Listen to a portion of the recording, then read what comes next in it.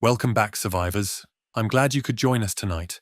If you're enjoying these stories, don't forget to hit that subscribe button and give this video a like to help boost the signal. And as always, drop a comment with your city or country. I love seeing where you're all listening from. I am writing this from the catwalk of Tower 3, 2 weeks after the morning the prison changed its name to the end of the world. And I need to put it down while the edges are still sharp, while the smell of bleach and smoke still rides the wind off the Arizona flats. My name is Warden Thomas Briggs, Red Mesa State Correctional, population 2,000 on a normal Thursday. Fewer now, far fewer. I have walked these tiers for 14 years. Learned every dead zone on the yard cams, every rattle in the gate motors, every squeak in the chow line rollers. None of that prepared me for October 13th to 6:42 a.m. intake bus. The desert was a sheet of tin under a white sky, wind pushing grit against the sallyport doors. Routine was routine. Count at 6, chow at 6:15. Medpass rolling at 6:30. Intake team staged for new arrivals at 6:40. I was on the perimeter walk with Officer Kelly.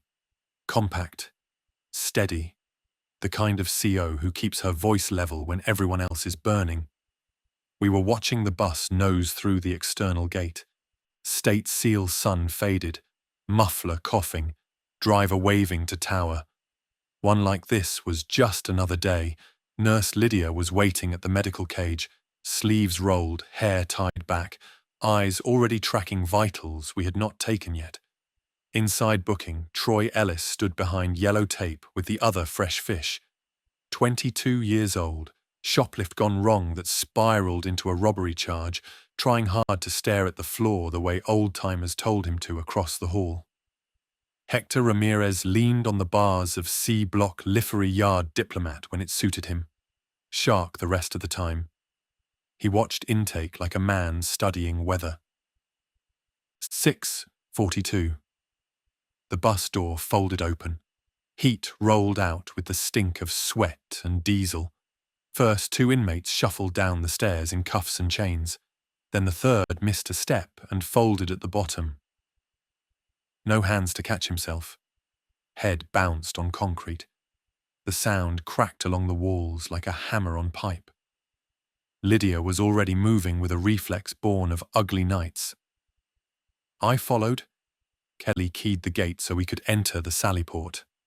Ramirez called something from his tier that I could not hear over the bus idle. I told myself this was simple. Fainting, dehydration, desert sickness. I have seen men drop in July and scream like children. Lydia checked the airway. Chest, pupils, pulse. She looked up, shook her head. The kind of look we all learn not to say out loud. We started the sheet. Time of death, 6:44. Driver insisting the man had been cough sick since Tucson. I logged it because the book has to be right, even when the world is wrong. 2 details bothered me. The color of his lips wrong, the way his fingers twitched against steel like a moth batting at glass, and the yard too quiet. Even the lifers held their breath. A siren moaned somewhere far downstate, then cut off. Radio traffic was light, county dispatch repeating standby advisories with the clipped rhythm of a metronome losing time. We were lifting the body to a gurney when his eyes snapped open, clouded, unfocused, but locked on Lydia like a scope finding glare. His chest hitched. No breath, only a sound like air leaking from a cracked valve. He came up as if pulled by wires, chain dragging, and his mouth found the nearest warm thing. Officer Dejanay Park, forearm bared, and in one raking bite, he took a piece the size of a wallet. The world went small. Whistle shriek, cuffs clattering. Kelly drove her baton into the base of the skull. I slammed the sallyport alarm. Tower klaxons answered. Gate started to drop. Park stared at his arm and said my name once, soft like asking me to deny physics. By 6:47, the bus engine was still idling. The dead man was not dead, and Red Mesa had stepped off the map of procedure into the place where procedure becomes prayer. 6:48 a.m. Alarms punched holes in the desert silence. Klaxons sprang across razor wire and watchtowers. Somewhere out in the flats, coyotes scattered. Inside the sallyport, it was all metal, echoes, chains scraping, boots hammering, shouts ricocheting off concrete. The inmate, who should have been a corpse, was on his feet. Cuffs rattling, mouth dripping red, Park staggered back, blood blooming down his sleeve like a fast spill of ink. Kelly shoved herself between them, baton snapping across the inmate's jaw, his head wrenched sideways, bone cracked. Yet he kept coming, empty eyes locked on the next breath of life in the room. Lydia dragged Park toward the medcage, her voice low, tight, already professional triage mode. Pressure here. Keep him conscious. She looked up at me once, pupils wide, asking a question without asking. Was this rabies synthetic? Something worse? I had no answer. I keyed the radio, voice steady because command has to sound steady even when nothing is. Tower 1, seal exterior gate. Repeat, seal exterior gate. Medical emergency in sallyport, contained bus until cleared. Static, then a clipped copy that sounded smaller than I wanted. The bus driver was out of his seat, eyes wide. These guys were sick all the way from Puma, coughing, burning up.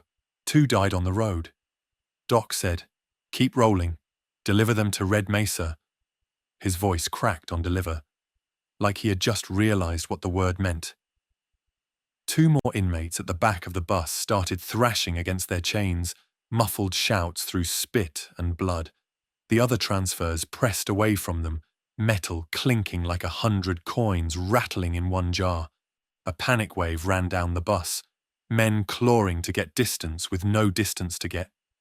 I ordered Kelly to hold the door, called for emergency keys, but before we could move, the first corpse lunged again, even with his neck bent at a wrong angle. Momentum carried him into Officer Grant. They went down hard, cuffs flailing like hooks.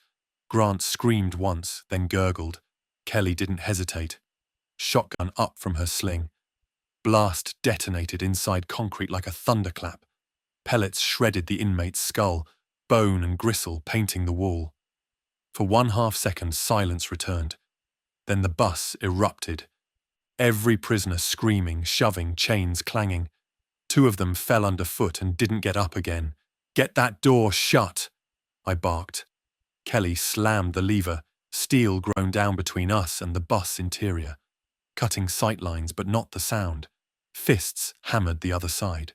Rhythmic, desperate, inhuman, mixture of pleas and moans that blurred together until you couldn't tell which was which.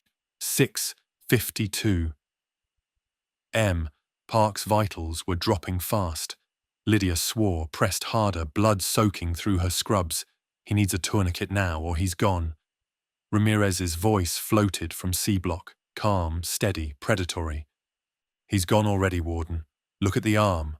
Look at the color. Inmate or not, he wasn't wrong. I keyed the main channel again. All units, medical contamination possible. Initiate lockdown protocol. Delta repeat. Delta full perimeter seal. No movement without command clearance. The words tasted wrong. I have a code for the dead getting up. Through reinforced glass, I saw more shapes stirring on the bus floor. Men who had been still seconds ago, rolling, jerking, then standing, chains scraping, their eyes pale and lost. One pressed his face against the glass, teeth working, smearing blood in wide arcs. Outside the yard fell into disorder, towers swiveling, searchlights stabbing at nothing in the daylight, inmates and other blocks shouting AM. I knew Red Mesa had become a crucible. Disease or curse. It didn't matter. What mattered was 2,000 men behind walls with fear in their throats and something inhuman locked inside with us. 6:58 AM radio chatter broke like glass across the net. Snippets, half sentences, guards shouting over noise. South block disturbance, then static. Chow hall lockdown, won't stay down. cut short by a scream that rose and chopped off. Each fragment piled weight on my chest. The pattern was already clear. Inside the sallyport, Lydia had both hands buried in gauze and pressure dressings. Park's skin grey, pulse weak. His lips moved around words I couldn't hear. Kelly kept eyes on the steel door, shotgun braced. The bus rocked with chains and moans. Something in there hitting the walls again and again like a battering ram of flesh. 70 AM yard count already off. I looked at the monitors along the control wall. Grainy cameras showing tiers and corridors in B block. A prisoner had collapsed during chow line. 2 guards knelt to assist. Then he jerked upright, grabbed one by the throat. The guard went down in a tangle of spilled trays. The camera fizzed with static as men bolted in every direction. The image returned just in time to show the fallen guard twitch, then stand, mouth yawning open, eyes empty. Lydia's voice cut through. "Warden, this isn't trauma. It's transmission. Saliva, blood, maybe both." She didn't stop working on part, but her hands were trembling. "We're not dealing with fever. We're dealing with something that rewrites the body." Ramirez laughed once, dry from behind bars. "Told you he's gone already. You just don't want to sign it yet." 7:05 AM Park seized back arched. Lydia shouted for space. Then he went still silence. Kelly exhaled. Then his eyes fluttered. Not the way of a man waking, but the way of a shutter clicking open on an empty room. His arm jerked against Lydia's grip, mouth snapping. She screamed and stumbled back. I was already pulling my sidearm, but Kelly was faster. Muzzle flash bloomed in the small space. Shot punched Park off the gurney and into the wall. Lydia's hands were shaking, blood speckling her glasses. "We can't keep them alive. Anyone bitten, anyone scratched, it spreads in minutes." I wanted to argue command manuals drilled compassion, but the monitors kept showing me truth. 7:10 AM, a block tier cam, an inmate screaming while 2 others pinned him, then all 3 thrashing, gnawing, eared cam, figures slamming against chain link like waves against pier pilings, guards climbing towers, rifles spitting. Yet the shapes below kept rising, kept pressing. Kelly's jaw was locked tight. Orders. Her knuckles white on the shotgun stock. Lydia whispered, "Quarantine now." Ike keyed radio override. "All units, Red Mesa under full biological lockdown. Bite wounds lethal and contagious. Quarantine any exposed staff or inmates. No exceptions. Repeat, no exceptions." Staticist back. Then a broken reply from Chow Hall. "Too late! Half of them are!" The voice cut off in ragged shrieks.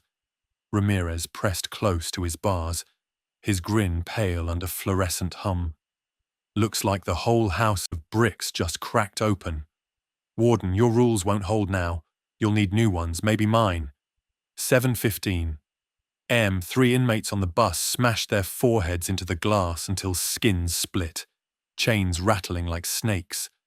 Behind me, Lydia was scrubbing her arms, muttering fever times, incubation times. Kelly kept her stance, eyes flicking between me and the door, waiting for a call that would mark the line between law and survival. And I knew whatever this was. Plague, curse, weapon. It had already outgrown the sallyport.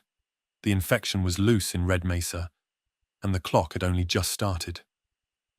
7:20 AM klaxons rolled across the yard like thunder trapped in steel drums.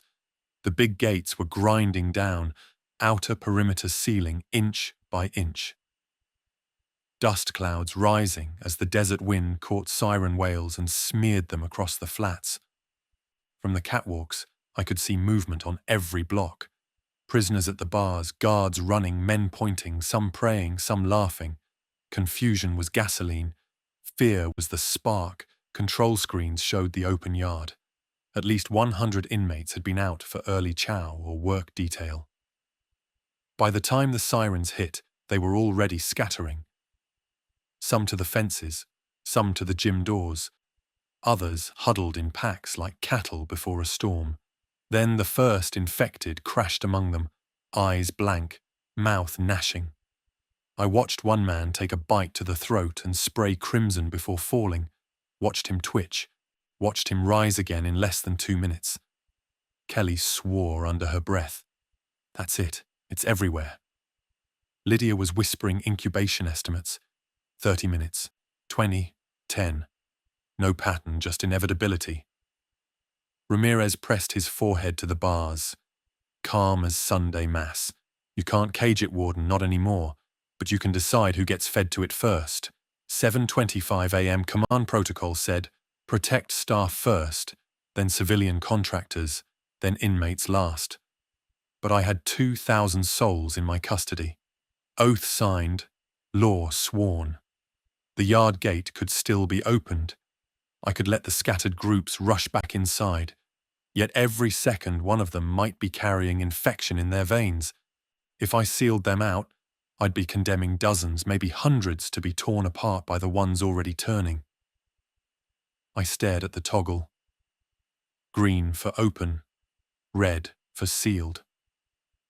My thumb hovered. Kelly read my hesitation. If you let them in, we're done. One scratch inside and we lose the blocks. You know it. Lydia's voice softer. But if we don't, we're choosing who dies. The radio erupted. Warden yard inmates at Westgate pounding, begging. What are your orders? Behind the voice I heard fists on steel. Men screaming for mothers. Children's names tattooed on voices that knew they wouldn't be heard. 7:28 a.m. I made the call. Seal it. My voice cracked once, then hardened. All units. Yard remains locked. Do not open exterior gates under any circumstance. Repeat, under no circumstance. The monitor showed it play out. 20 men at the west gate clawing at the bars, faces pressed through mesh, some infected already, teeth snapping, the rest still human, still pleading. Then the tide hit them from behind, the newly risen crashing into the crowd, bodies folding like paper and wind. Sound cut out as if mercy had pulled the plug, only the visual left, mouths open, eyes wide, one wave rolling over another. Ramirez laughed once, hollow. Mercy makes poor security, Warden. Good to see you learning. Kelly flinched at his tone, but didn't argue. Lydia stared at her bloody gloves, whispering names I couldn't hear. 7:30 a.m. Silence on the yard now, except for shuffling, infected moving without hurry, like they had all the time in the world. And maybe they did. Inside the walls, the decision rippled. Word spread that the warden had left men outside. Fear curdled into anger, fists hammered on bars, voices chanting curses. For some inmates, law had finally bared its teeth. For others, it meant opportunity. And I knew this was only the first choice. Every next one would carve us down further. Until Red Mesa wasn't a prison anymore. It was a scale where every ounce of survival cost someone else's life. 7:40 a.m. We tried to turn procedure into armor. Lydia demanded quarantine zones, north supply cage and infirmary sealed off with chain bolts. Anyone bitten or scratched when in food and water slid through slots, observation through reinforced glass. It was clinical, logical, but in practice it meant leading men to cells that might as well have been coffins. The first guard we quarantined was a rookie named Diaz, 19. Still had acne scars under his helmet, bitten across the calf during Chow Hall's scramble. He swore it was shallow, swore he could walk it off. Kelly carried him by the shoulders, forced him through the cage door. His screams echoed even after the bolts dropped. I'm not sick, please. By 8:05 the screams had stopped. By 8:10 he was back on his feet, eyes pale, hands clawing at the bars until his knuckles split. Word spread faster than fire. Quarantine means execution. Inmates bellowed from their tears. Guards muttered in corners, trust bleeding away. Lydia's face was pale but set. It's infection, not injury. Keep hiding bites and we're finished. Her warning came true before the hour was out. Officer Grant, The one slammed by the intake corpse insisted he'd only been bruised, wrapped his sleeve high, and kept working. At 8:20, while we were repositioning barricades at DB Block, he dropped his radio, hands trembling. Kelly reached for him. He snapped upright, mouth tearing at her shoulder. I drew sidearm, fired once. Grant fell. But Kelly stumbled back, blood soaking her vest. She bit down on a scream, not deep, just a scrape. But everyone had seen what happened to Diaz. The room froze, every survivor staring at her, silence thicker than concrete. Ramirez's voice slid in like a knife. Quarantine her, Warden. You set the rule. No exceptions. His grin stretched, testing how far I'd bend. Kelly looked at me steady, eyes blazing with fury and fear. Don't you dare, I'm not like them. I'm still here. I can fight. My pulse thundered. Lydia whispered, she needs to be isolated, even scratches transmit. You saw it. Ramirez leaned on bars. Make the call, Warden. Show them if your rules cut both ways. 8:25 a.m. I couldn't speak. I looked at Kelly Partner. Best officer I had. She held my gaze, then snarled. Fine, then I'll prove it myself. She slung shotgun, marched into the quarantine cage, slammed it shut behind her, voice carrying down the corridor. If I turn, you'll know. Until then, I'm still your best chance. The men muttered, some nodding at her courage, others whispering that I had betrayed my own. Ramirez chuckled low. Even your own don't trust you, Warden. Watch how fast the cracks spread. Meanwhile, Troy, the new fish, was hunched near the wall, trembling, eyes wide. We're trapped, all of us. The gangs will use this. They'll tear us apart before those things do. He was young, green, but not wrong. Already rival shot callers were shouting across tiers. Offers of weapons, threats of revenge. 8:30 a.m. We had fewer guards than when dawn broke. Prisoners watching every move for weakness. An infection that didn't care if you wore grey uniform or orange jumpsuit. Lydia logged each case, handwriting jagged. I walked the tier with pistol heavy at my hip.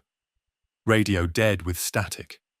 Outside the sun rose higher, turning desert sky into white fire, and inside read me of the temperature climbed with it. Quarantine had been meant to buy us time. Instead, it taught everyone that no one was safe, and that sometimes the warden's orders cut into his own flesh. 8:45 a.m. Heat shimmered through the corridor, air so thick it tasted like copper. The infected had found rhythm, pounding fists on steel, groans echoing like a war drum. DB Block doors shook in their frames. Weld seemed shrieking. The barricades we'd shoved into place were meant for riots, not for dead men who never tired. Vince, one of Ramirez's lieutenants, pressed his face to the bars. They're going to pour through like floodwater, and you ain't got enough bullets to sandbag that tide, Warden. Ramirez leaned back, smiling. Unless you open the armory and cut us in. Kelly's absence was a hole in my command, her cage silent. Lydia knelt by radios, rewiring scraps, muttering prayers under breath. Troy hugged the wall near me, eyes darting, young soft yet listening sharp. At 8:55 the breach came, hinges sheared. DB Block gate lurched inwarders. First infected stumbled through, prison blues torn, eyes blind yet hungry. Behind him came more, 5-10 each shoving the others forward, crowd physics again, an avalanche of teeth and nails. Hold the line. I barked, shotgun bucked. First head shattered, body folded, second staggered. Lydia screamed as blood sprayed across her scrubs.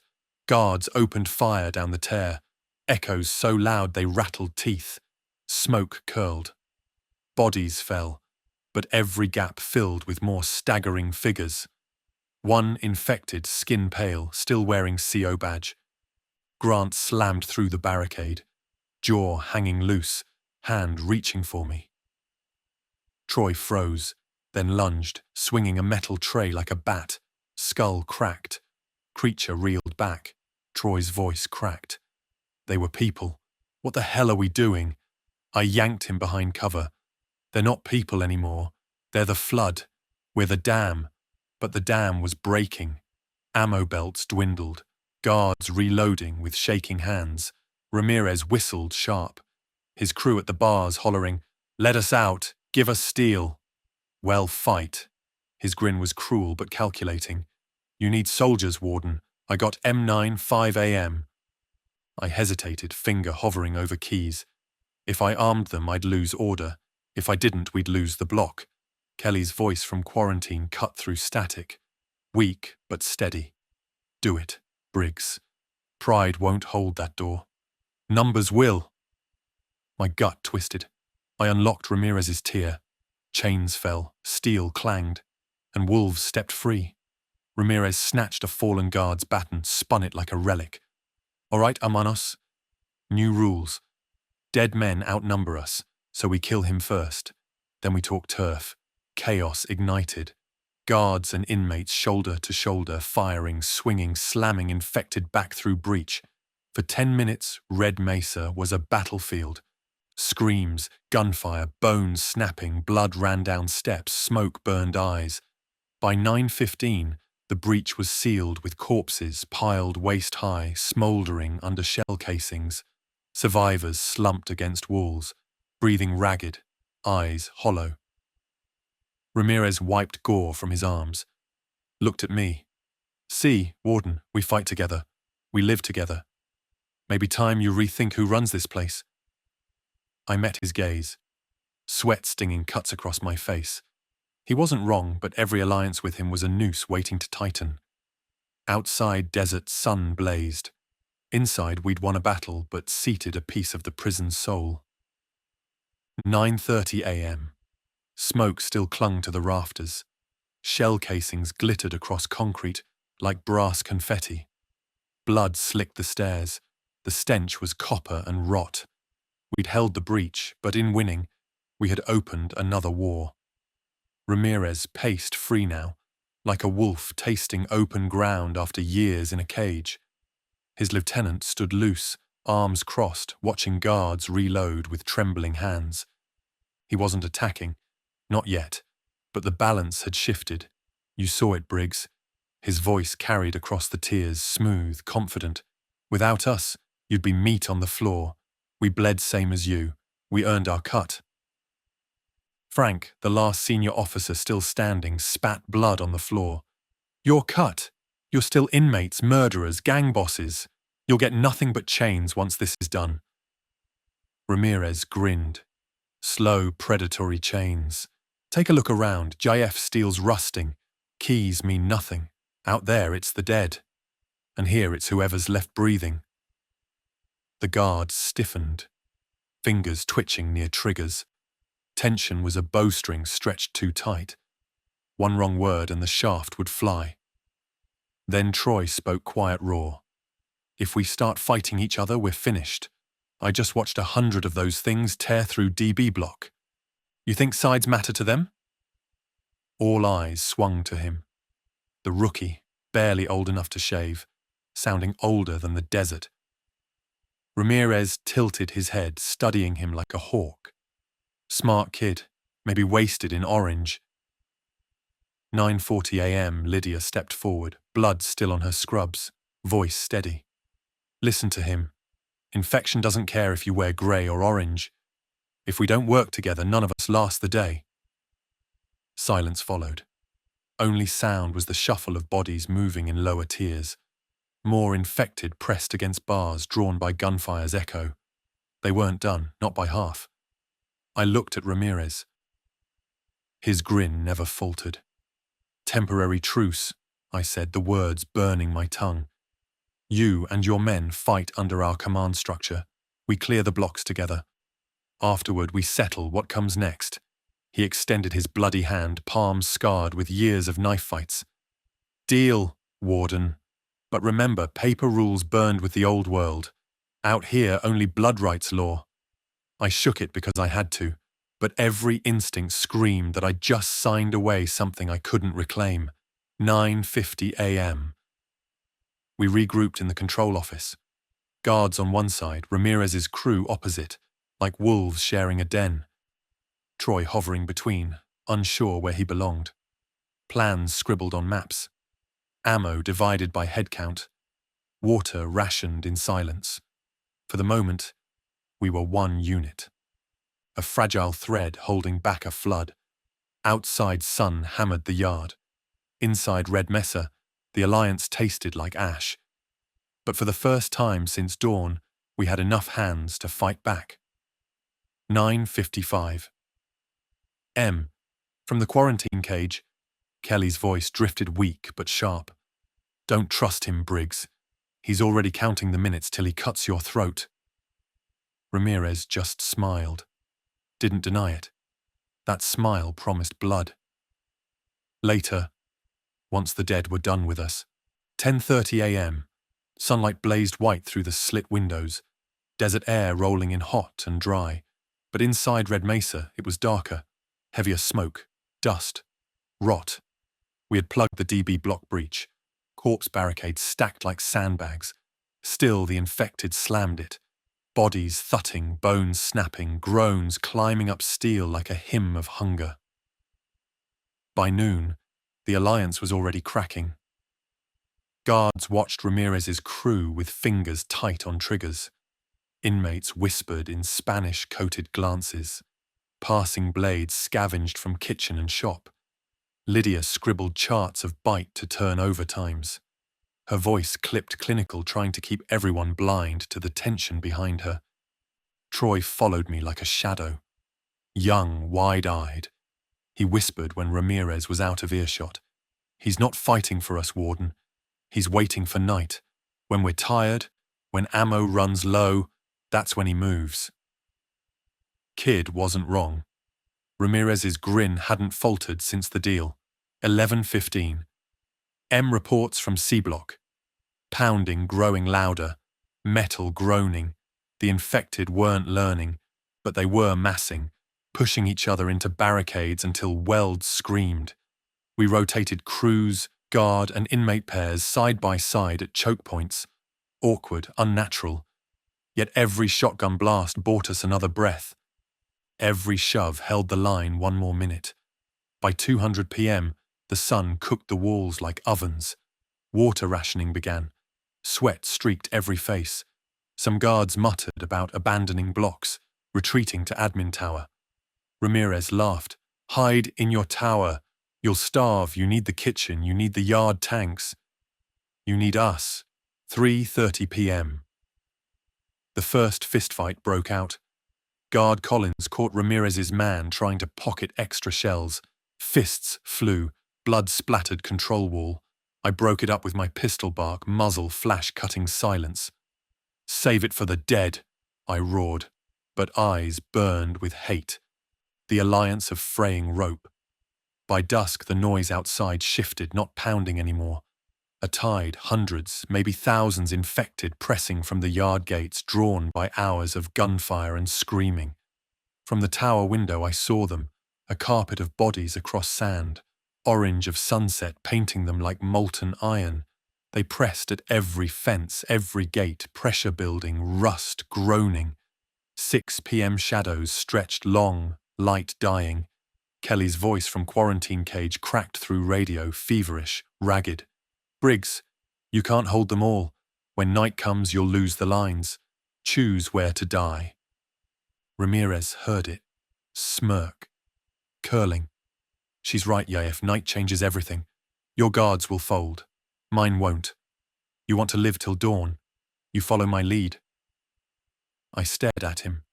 At the sea of infected battering the fences. At my exhausted men. At inmates sharpening shivs and shadows. Night was coming, and with it a siege no wall could bear forever. And in that fading light, I realized survival wasn't about who we trusted. It was about who betrayed us last. 6:45 p.m. Sunset bled over the desert like a slit throat. Orange light staining walls, turning razor wire into black silhouettes. The noise outside swelled from pounding into roar. Thousands of fists, feet, bodies pressing against perimeter. Red Mesa was a drumhead ready to split. 7 p.m. The west fence gave first. Rusted chain links snapping like brittle bone. A wave poured through. Infected convicts still in orange. Civilians in desert clothes. Guards who'd fallen in the morning assault. All of them moving as one tide. Aimless yet relentless. The yard vanished under their weight. Basketball hoops, weight benches, bleachers swallowed in seconds. From the tower window I watched floodlights flicker. Fail. Generator fuel long since rationed. Darkness crept in. With it the dead surged harder. Ramirez was already barking orders to his crew. Hold the kitchen, hold the armory, choke points, don't waste shells. Guards bristled at taking commands from him. Frank hissed in my ear. He's seizing control one hallway at a time. If we don't cut him off now, we'll be his prisoners before dawn. But cutting him off meant turning on the only fighters who hadn't broken yet, a choice between certain collapse or certain mutiny. 7:20 p.m. breach alarms screamed down C block. Infected hammered through steel doors, hinges shrieking. One ripped free and flew 10 feet. Guards opened fire. Buckshot tore bodies. Ramirez's men swung pipes, shivs. One inmate grabbed a severed arm and used it as club. Brutal. Savage. Effective. 7:30 p.m. The blockade at the cafeteria shattered. Infected swarm tables, trays clattering, bodies pinned, biting, screams, echoing. I pulled Troy through side corridor. He stumbled, vomited, but kept moving. He wasn't hardened, but he was alive. Lydia radioed from infirmary. There inside dozens, too many. Static cut her voice, then a scream, then silence. The line went dead, my gut dropped. 7:45 p.m. survivors streamed toward admin tower. Maybe 50 left, half guards, half inmates. Blood everywhere, boots slipping on tile. I ordered fallback. Seal upper levels. Choke stairwells. Burn what you can't carry. Ramirez marched with us, baton slick with gore. Grinning like he was born for this. Told you, Jay. Tower or nothing. And up there, well, air runs thin for tyrants. 8:0 p.m. We slammed steel doors welded shut with acetylene set desks filing cabinets into barricades. The tower shook with every impact below, infected swarming base like ants climbing sugar. Moans rising like a storm wind inside the tower. 50 survivors divided by hatred. Guards glaring at inmates, knuckles white on triggers. Ramirez stretched on a bench, calm like the siege was his throne room. Troy whispered, he's waiting. When the doors fall, he'll choose who dies first.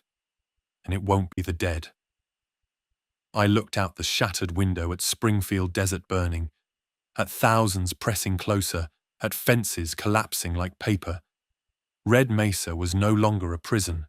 It was a tomb standing tall in a graveyard that stretched to every horizon. And night had only just begun. 8:15 p.m. the tower shook like a drum under fists and skulls. Impact after impact, groans rolling through vents. The dead pressed against every wall, climbing stairs, slamming steel.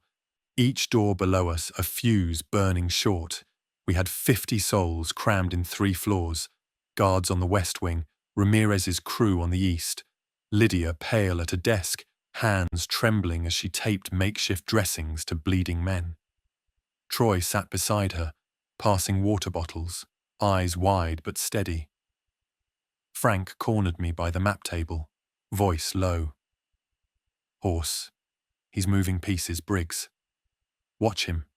He sends his boys to guard ammo kitchen water drums. By morning, we'll be begging him for rations. He was right already. Ramirez lounged near the supply cage, feet up, grin sharp. His men patrolled with stolen batons, shotguns slung careless, guards muttered, tension thick. 8:30 p.m. pounding grew louder below. Infected bodies stacking against barricades, forming macabre ladders. One hand burst through a cracked door, fingers clawing, ram back by rifle butt. Blood streaks marked every hinge. Then the lights died. Generator fuel gone. Tower drowned in dark. Only flashlights cutting narrow cones. Moans outside swelled, the dark emboldening them, banging, scraping, rising in chorus.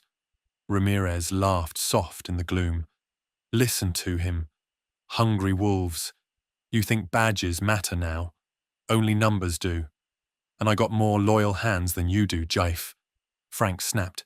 Shut your mouth or I'll Ramirez's men rose, steel flashing. My pistol was up before I knew it. Muzzled between us, one spark, and we'd be killing each other while the dead poured in. 8:45 p.m. Lydia's voice cut the tension. Quiet. You'll draw them faster. She held up her bloodied hands. We don't have time for this. Every scream, every shot pulls more to us. You want to die fighting each other or fighting them? Ramirez smirked but lowered his weapon. Smart Doc. Fine, but when your warden falls, don't say I didn't warn you. His men eased back, though their eyes stayed sharp. 9:00 p.m. The tower groaned. First floor barricade caved, dead surged in. Gunfire erupted. Hallway lit by muzzle flash. Shadows ride, screams sharp. We dragged furniture into stairwell, pushed bodies down, fired till barrels smoked. Blood-slick stairs, infected tumbled. More climbing over corpses. They wouldn't stop. Never stop. By 9:20 p.m., we'd sealed second floor. Barely. Survivors panting. Ammo half gone. The infected pounded below, climbing over piles of their own. Ramirez wiped gore from his cheek. Look straight at me. Face it, Briggs. You ain't leading anymore. Without me, you'd be dead already. Time you hand the crown to someone who knows how to wear it. Frank bristled. Guards raising rifles. Ramirez's men mirrored, still glinting in between. The dead kept hammering, each thud a countdown. And I knew by dawn it wouldn't matter if infected got us first, because Ramirez would slit our throats just as easy. The soldier's voice cuts through the chaos, muffled behind his mask, but sharp with urgency. 3 minutes. Move. We stumble forward. Splashes of red water soaking our shoes. The stench of blood, burnt flesh and chemical flame is overwhelming. My throat seizes. I gag. But there's no time.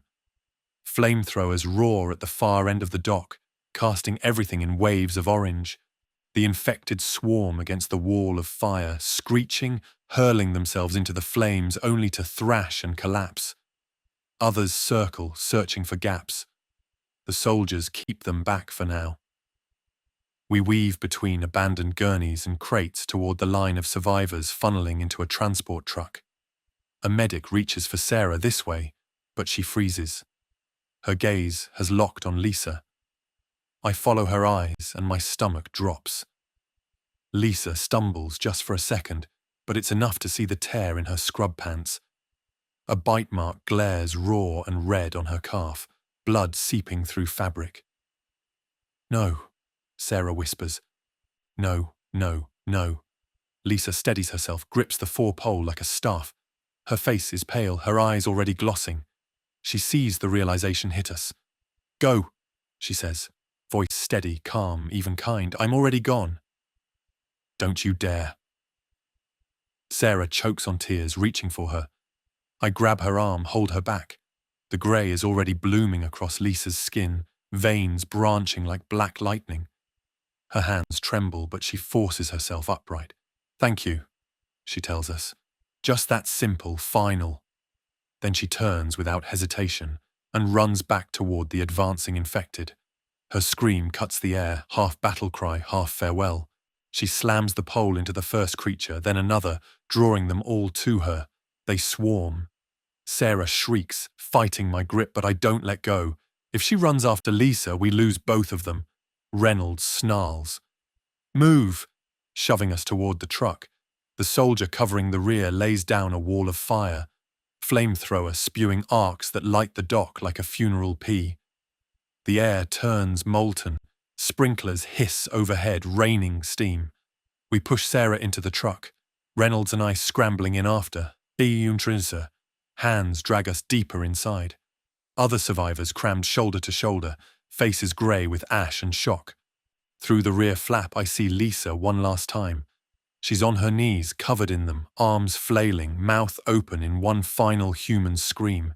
It warps mid-breath into something guttural animal.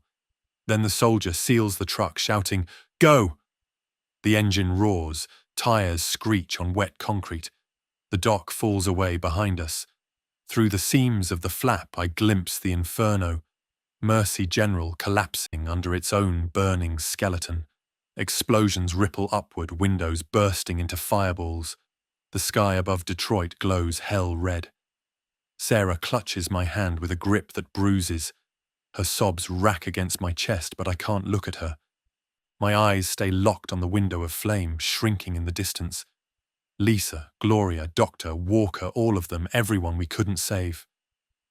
Reynolds sits across from me, jaw clenched, eyes dead. His hands are empty now. No gun, no rounds, nothing left. The soldier inside shouts over the roar of engines. Protocol Omega complete. The hospital is gone. But in my gut, I know this isn't the end. It's the beginning. The truck rattles across broken pavement. Engines straining under weight it was never meant to carry. Inside it's silent, but for muffled sobs and the hiss of our soaked clothes dripping onto the metal floor. Every survivor looks the same. Eyes wide, pupils blown, bodies curled inward like they're bracing for another impact. I can still hear Lisa's last scream. Still see her swallowed in fire and claws. It clings to me like smoke. The soldier at the rear keeps his flamethrower primed, muzzle still glowing, ready. His mask hides his face, but his posture says it all. He's not convinced we're safe, not even here. We pass through a checkpoint. Searchlights sweep across the truck, soldiers and hazmat gear motioning us through razor wire barricades. Beyond, the city burns. Detroit is unrecognizable. Streets glow with scattered fires. Sirens wail distant and broken. Helicopters hover low, their rotors whipping smoke into spirals. Through cracks in buildings, I see movement, figures darting too fast to be human. The military isn't saving the city. They're holding it down with fire and bullets, trying to cauterize a wound that's already gone septic. The truck jerks to a stop at a fortified facility, an old armory converted to a quarantine zone. Floodlights glare across high fences topped with barbed wire. Inside tents line the yard, rows of survivors herded through like cattle. We're ordered out, hands up. No sudden moves. Soldiers with rifles escort us into a decontamination tent. Sprays of cold mist sting my skin. We strip, wash, dress in thin paper gowns. Our clothes, our last ties to who we were, burn in a metal barrel. Sarah clings to me through every step, her face pale, eyes rimmed red. Reynolds stands rigid, refusing to tremble, refusing to show weakness. But I see the twitch in his jaw, the tremor in his fists. We're funneled into a quarantine ward, a gymnasium lined with CES. Floodlights bleach everything in harsh white. Doctors in sealed suits take blood, swab our throats, scan our eyes. They don't tell us results. They don't need to. The way they watch us, the way their hands hover near panic buttons says enough. I sit on a cot trying to write this down while I still can. Sarah sleeps fitfully beside me, jerking awake at every distant scream that filters in from outside the wire. Reynolds hasn't spoken in an hour. He just sits, staring at nothing. Hands still shaking from adrenaline that will never run out the way his bullets did. On the news feeds streaming across mounted TVs, they're calling it the Detroit event. They say it's contained, that the city is secure, that the threat is neutralized, but I know better. I saw the way the infection spread in minutes, not hours. I saw it turn chaos into hunting packs. I saw children twist into predators. Surgeons stalked their own halls with purpose in their eyes. This wasn't an outbreak. It was an awakening. The guards patrol constantly outside. Rifles always ready, always watching. Not just the fences, us. Sometimes when the night is quiet, I swear I hear it again. The low growls, the shrieks carried on the wind like echoes clawing their way closer. They tell us it's over, that we're safe now. But I've looked into those eyes, seen the hunger, the intelligence blooming inside. This isn't over.